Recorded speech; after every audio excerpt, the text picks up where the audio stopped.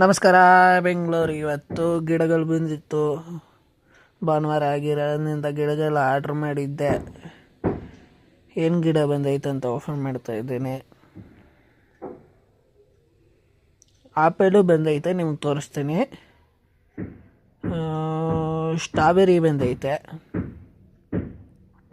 ತೋರಿಸ್ತೀನಿ ನೋಡ್ರಿ. ಯಾಕಂದರೆ ಸ್ಟ್ರಾಬೆರಿ ನರ್ಸರಿಗಳಲ್ಲಿ ಸಿಗೋದಿಲ್ಲ, ಅದಕ್ಕೆ ನಾನು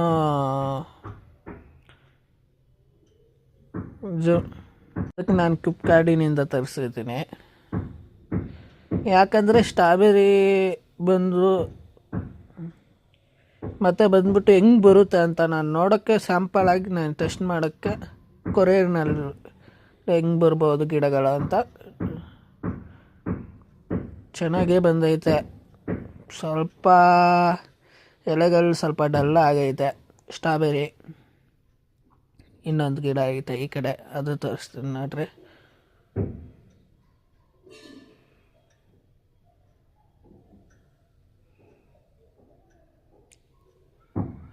ಏನಂದರೆ ನಮ್ಗೆ ಏನು ಬೇಕೋ ಅದು ಬೆಳೆಸ್ಕೊಳ್ಳೋಕ್ಕೆ ನನ್ನ ಆಸೆ.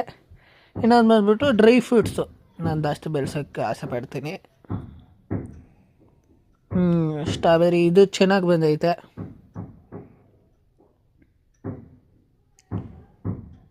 ಫ್ಲಿಪ್ಕಾರ್ಟ್ನಲ್ಲಿ ಬುಕ್ ಮಾಡಿದ್ದು, ಆದರೆ ಚೆನ್ನಾಗೇ ಪ್ಯಾಕಿಂಗ್ ಮಾಡೋರೆ. ಎಲೆಗಳು ಚೆನ್ನಾಗೈತೆ. ನಾನು ಮೈನ್ ನೋಡೋದು ಎಲೆಗಳು ಡಲ್ ಆಗಿದ್ರೆ ಅದು ಚೆನ್ನಾಗಿರೋದಿಲ್ಲ ಅಂತ. ಎಲೆಗಳೆಲ್ಲ ಚೆನ್ನಾಗೈತೆ. ಓಡ್ಲು ಬಂದೈತೆ. ನೋಡ್ರಿ ಸ್ಟ್ರಾಬೆರಿ. ನಿಮ್ಗೆ ಆಪಲ್ ಗಿಡನೂ ತೋರಿಸ್ತೀನಿ ನೋಡ್ರಿ. 2 ದಿವಸ ಮುಂಚೆ ಆಪಲ್ ಗಿಡ ಬಂದಿತ್ತು. ಆಪಲ್ ಗಿಡ ಚಿಕ್ಕ ಗಿಡಗಳು. ಇನ್ನೊಂದು ಬಂದ್ಬಿಟ್ಟು ಈ ಆಪಲ್ ಗಿಡ ನಮ್ಮ ವೆದರ್ಗೆ, ಕರ್ನಾಟಕ ವೆದರ್ಗೆ ಸೆಟ್ ಆಗುತ್ತಾ ಇಲ್ವಾ ಅಂತ ಗೊತ್ತಿಲ್ಲ. ಅದು ಚೆಕ್ ಮಾಡೋಕ್ಕೆ ನಾನು ತರಿಸಿರೋದು ಆಪಲ್ ಗಿಡ. ಊಟಿ ಆಪಲ್ಲು ಚೆಕ್ ಮಾಡಿ ನೋಡೋಣ ಅಂತ. ಸ್ಟ್ರಾಬೆರಿನೂ ಬಂದೈತೆ, ಆಪಲ್ಲು ಬಂದೈತೆ. ಇನ್ನೊಂದು ಗಿಡ ಬರುತ್ತೆ. ನಮಸ್ಕಾರ ಬೆಂಗಳೂರು.